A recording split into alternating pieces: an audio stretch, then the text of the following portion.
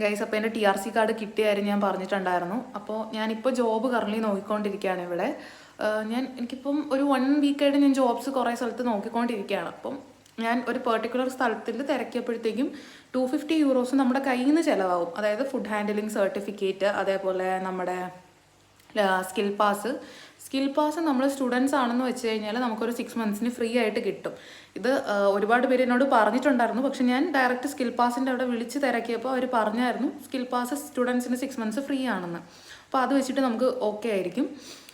അപ്പോൾ ഇത്രയും ഡോക്യുമെൻറ്റ്സ് ആണ് ശരിയാക്കേണ്ടത്. അപ്പോൾ നമ്മളൊരു ജോബിന് കയറണം എന്നുണ്ടെങ്കിൽ നമുക്ക് ഇത്ര എമൗണ്ട് ചിലവ് വരും. ഇപ്പോൾ ഏത് ജോബിന് കയറണമെങ്കിലും മിനിമം ഒരു സ്കിൽ പാസും ഫുഡ് ഹാൻഡിലിങ്ങും വേണ്ട ഒരു സ്റ്റോർ ജോബാണ് കിട്ടുന്നതെങ്കിലും നമുക്ക് മിനിമം ഒരു 150 സംതിങ് എങ്ങാണ്ട് ചിലവാകും എന്നാണ് എനിക്ക് തോന്നുന്നത്.